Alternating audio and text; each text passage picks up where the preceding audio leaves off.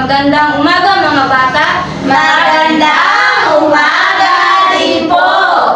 Bago tayo magsimula sa ating aralin, tayo ay manalangin muna. Maaari bang tumayo ang lahat para sa ating panalangin? Oo.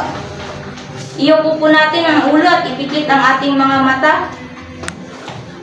Angel of God, my guardian dear, to whom God's love commits me here. Ever this day be at my side, to light and guard, to rule and guide. Amen. Bago umupo ang lahat, pakipulot muna ang mga kalat sa ilalim ng inyong mga upuan at pagkatapos ay maaari na kayong umupo. Salamat po. Bago tayo magsimula, tayo ay may alituntunin sa ating aralan.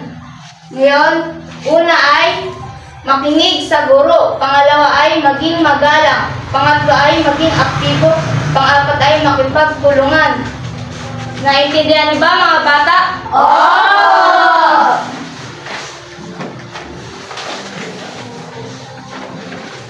Ngayon, bago tayo magsimula, tayo ay mayroong pagbabasa. Ang babasahin nyo ay tungkol sa eksena sa loob ng silid-aralan.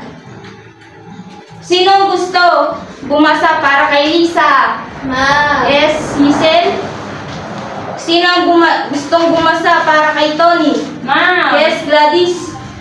At pangatlo ay sinong gusto bumasa bilang isang guro? Yes, Frangeline. Maaari bang pumunta ang lahat sa harapan? Opo.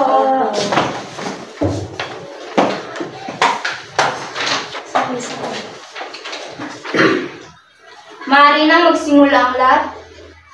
Ay, nasaan na kaya ang lapis ko? Liza, nawawala ba ang lapis mo?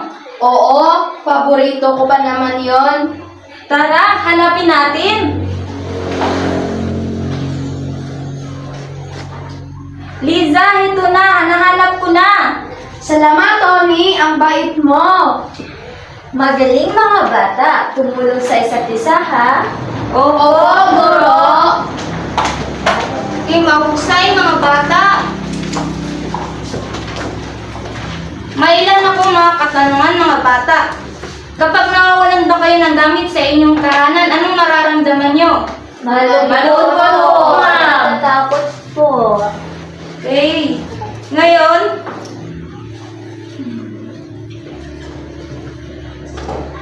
anong nararamdaman nyong emosyon sa ating kwento? Malungkot po na masaya, ma'am. Okay. Tama.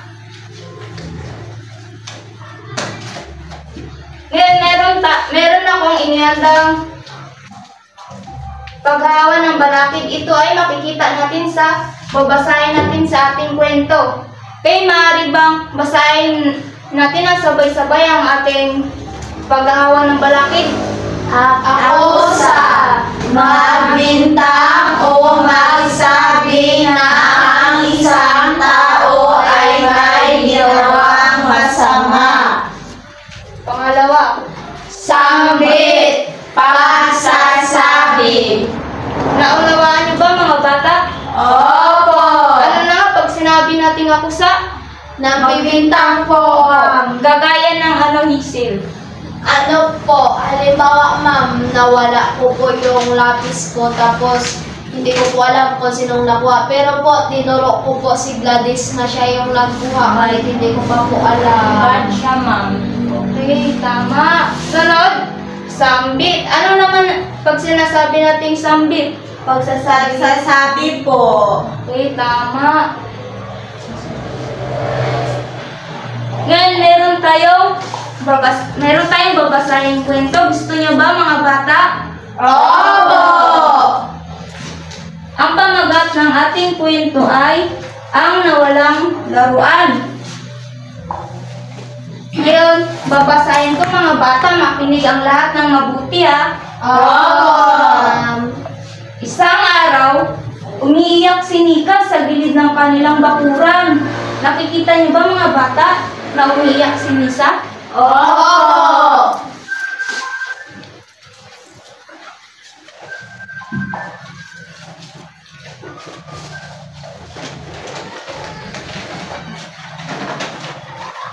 Makikita sa mukha ni Nika ang pag-aalala.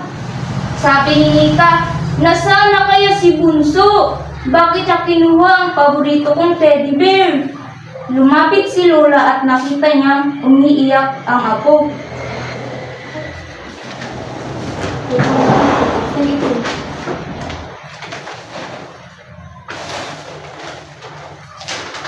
Ngayon, nakita siya ni Lola na umiiyak.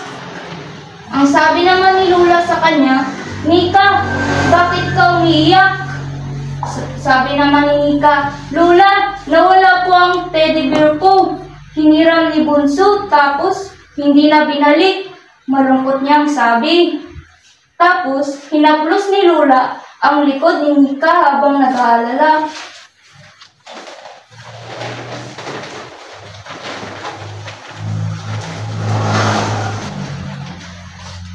Sabi naman ni Lola, "Huwag kang mag-alala, apo. Baka nalaglag lang sa loob ng bahay." Sabay silang pumasok sa bahay. Sa ilalim ng mesa, may nakita si Lola. "Tingnan mo, Nika. Narito pala siya," sambit ni Lola.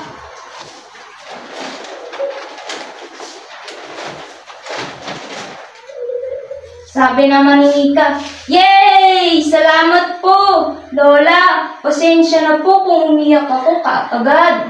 Masayang sanggit ni Nika.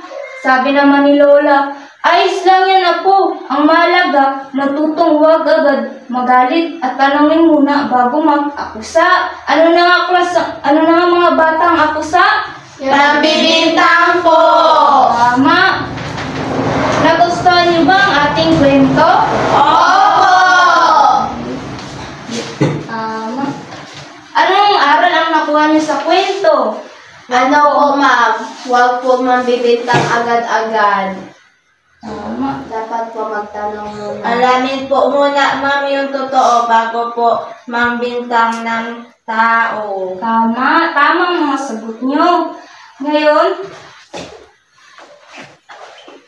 ang ating layunin sa araw na ito ay nababasa ang usapan, kwento ng may tamang diin, tono at ekspresyon.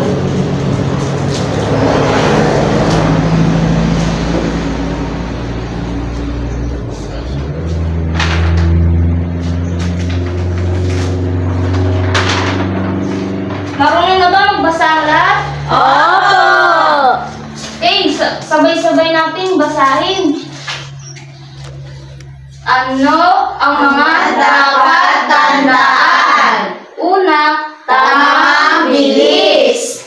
Hindi masyadong mabilis. Hindi rin mabagal. Sapat lang para maunawaan ang binabasa. Halimbawa, bakit ganon? Hindi ko na siya makikita muli. Mabagal ang bawat salita. Halatang nalulungkot ang tauhan.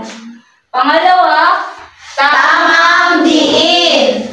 Pagbibigay ng lakas sa mahalagang salita. Pinapakita nito ang damdamin o kahulugan. Halimbawa, ang ganda ng regalo mo.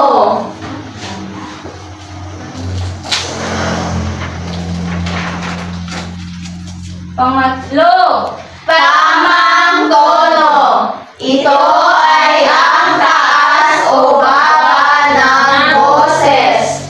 Tono ang nagpapakita kung nagtatanong, masaya, malungkot, galit o natatakot ang tauhan. Halimbawa, malungkot, masaya, galit, mapagbirong tono. Ha? Totoo ba yan? pang-apat, Tamang antada. Pahinga o tigil sandali sa pagbasa. Nakakatulong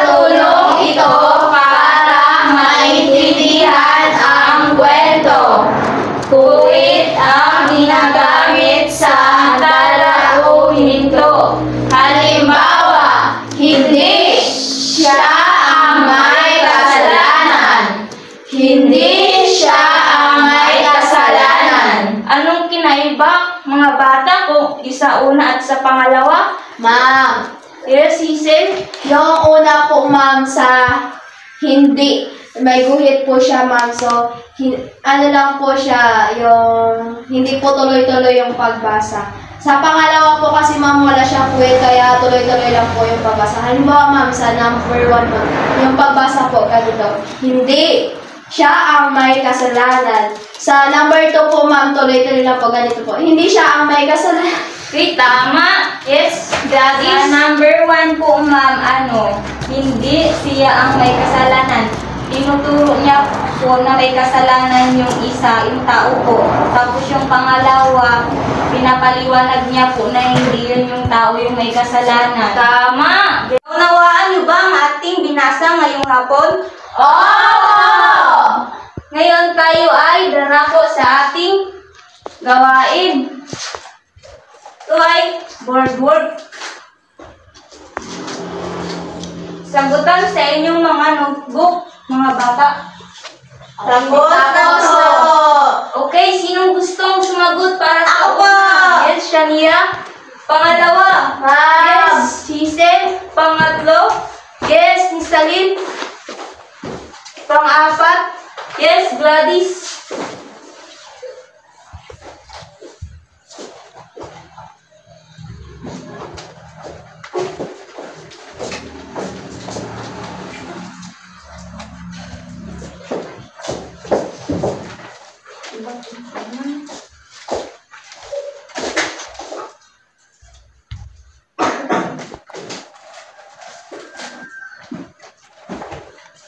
Mga bata, sabay-sabay nating basahin. Tukuyin ang damdamin, pinapaliwanag ng bawat linya. Ilagay kung ito ay nagalit, masaya, malungkot, natutuwa. Una, Ang dami, ayoko na. pangalawa, Ang sakit ng ngipin ko. Wow! Ang ganda ng sapatos! Yay! Ang sarap ng ulam! tama. Ang lahat ng sagot nyo ay tama, mga bata. Bigyan nyo ang sarili nyo ng 5 palakpak. Okay, magaling. Ngayon ay magkakaroon tayo ng pangkatang gawain. Ito ang unang grupo at ito ang pangalawang grupo. Anong mga dapat tandaan kapag nagsasagot ng ating gawain? Magtulungan po! Tama. At huwag. Makipag-away! Tama. Maaari nang magsimula. Bibigyan ko lamang kayo ng 5 minuto sa inyong pagsagot.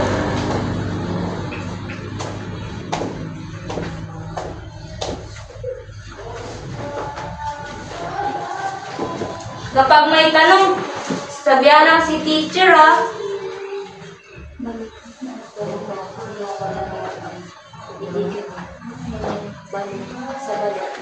Ayan. Kung ano yung nangyayari.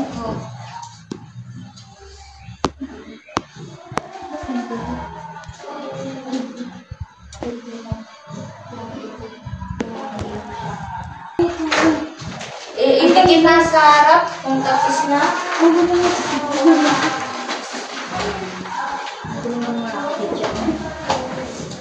Take lang niya tapos na po. Ay, maaari nang idikit sa harap.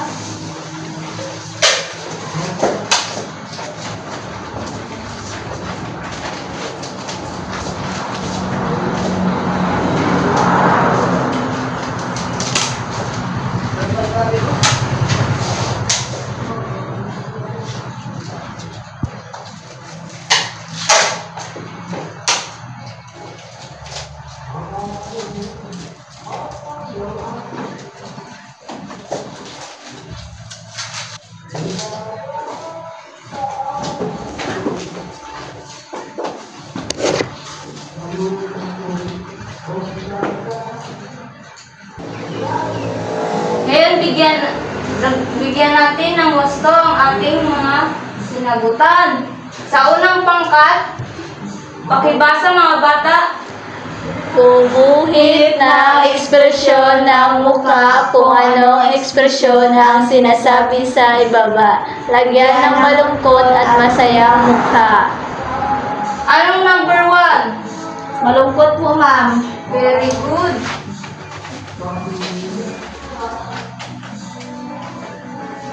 Okay, basahin. Unang pangkat. Nasaan na kaya si Bunso? Bakit niya kinuha ang paborito kong teddy bear? Tama ba ang sagot ng unang pangkat? Opo! Tama. Pangalawa. Nika, bakit ka umiyak? Anong sagot? Malungkot po. Tama ba ang number 2? Opo. Pangatlo. Nawala po ang teddy bear ko. Tama ba? Opo. Mahusay. Pangapat. Huwag kang mag-alala, Apo. Tama. Panglima. Tingnan mo, Nika, narito pala siya. Tama. Ngayon, darako tayo sa ating pangalawang pangkat. Pakibasa, mga bata. Balikan ang kwentong ang nawalang laruan. Idikit ang numero sa balon ng usapan. Ilalagay natin dito mga bata? Mga numero po, ma'am. Number 2. Okay, Kasunod sa number 2 ay ito. Pakibasa. Nasaan na kaya si Bunso? Bakit niya kinuha ang paborito kong teddy bear? Tama ba? Opo. Sa dito. Number 1. Pakibasa. Nika, bakit ka umiiyak? Tama. Dito sa number 4 ay Lola, nawala po ang teddy bear ko. Hiniram ni Bunso. Tapos hindi na binalik. Tama ba? Opo. Ngayon, ito na tayo sa panglima. Nabasa? Tignan mo, Nika. Narito pala siya. Tama ba? Opo. Darako tayo dito. Number 3. Tama ba? Opo. Number 6 at 7. Ibasa, nang sabay-sabay. Huwag kang mag-alala, Apo. Ayos lang yan, Apo. Tama, bigyan natin ng wow clap ang group 2. 1, 2, 3, 1, 2, 3, wow! Ano yung informative? Ngayon ay magkakaroon tayo ng isa pang gawain.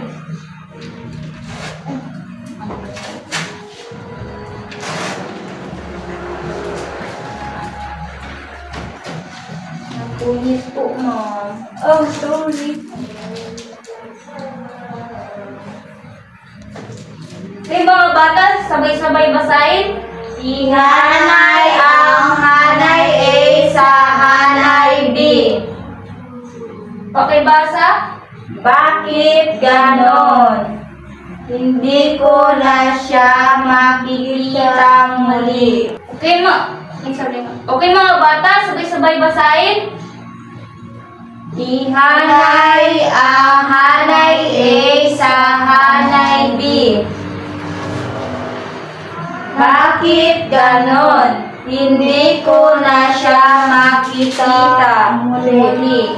Pangalawa, ang ganda ng regalo mo. Pangatlo, ha? Totoo ba yan? Pang-apat, hindi. Hindi siya ang may kasalanan. Panglima, nakakunot ang noo. Okay mga bata, magtatawag lamang ako na magsasagot sa ating gawain. Ikaw ang una, at ikaw ang pangalawa, at ikaw ang pangatlo, at ikaw ang pang-apat at pang-5. Maaari na pumunta sa harapan.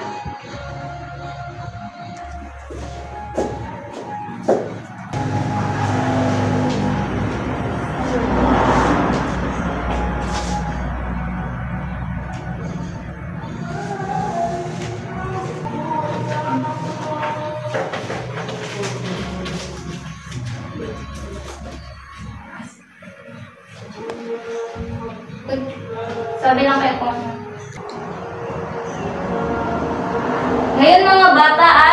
iwawasto natin ang sinagutan ng inyong mga kaklase. Una, bakit ganon? Hindi ko na siya makikita muli. Tama. Pangalawa, ang ganda ng regalo mo. Tama. Siya ay Okay. Sa pangatlo, totoo ba yan? Tama. Hindi siya ang may kasalanan. Tama. Nakakunot ang noo. Tama. Dito siya sa tamang tono. Dito ay ang tamang diin. At dito naman ay ang tamang ekspresyon at tamang bilis. Tama. Bigyan nyo ang bawat isa ng 10 palakpak. 1, 2, 3, 4, 5, 6, 7, 8, 9, 10. Okay, mahusay. Tungkol saan ang ating pinag-aralan ngayong araw? Yes, Miss Alin? Tamang bilis, tamang diin, tamang tono, at tamang antala po, ma'am. Tama. Bakit mahalaga ang tamang bilis din, tono, antala, at ekspresyon? Yes, Gladys. Para po alam natin kung ano yung pinapahiwatig po ng bawat pangungusap. Tama. Ngayon, paano nyo nagagamit sa araw-araw ang aralin natin? Tamang tono po ng pagsagot po sa kausap. Tama. Ngayon tayo ay magkakaroon ng pagtataya.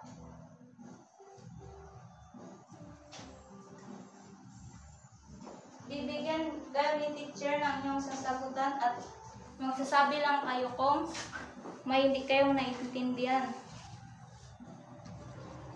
Bibigyan ko kayo ng 5 minuto sa pagsagot. Tapos na ba mga bata? Tapos na po. Okay. Check mo po, ma'am. Okay. Tama, ang galing. Sino nakakuha ng 5 puntos? Ma'am. Okay, very good. Bigyan nyo ang bawat isa sa inyo ng mahusay clap. Paano po yun, ma'am? 1, 2, 3. 1, 2, 3. Mahusay. Ngayon kayo naman. 1, 2, 3. 1, 2, 3. Mahusay. Tama.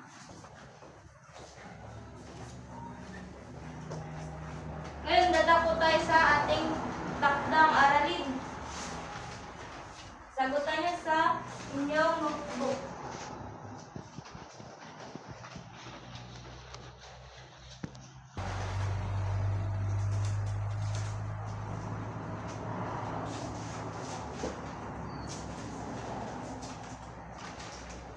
Pakibasa mga bata. Sumulat ng masayang salita na kabilang sa masayang ekspresyon. Maglista ng 3 salita, isulat sa notebook. Tapos na po. Okay. Okay, maaari nang tumayo ang lahat para sa ating pagtatapos.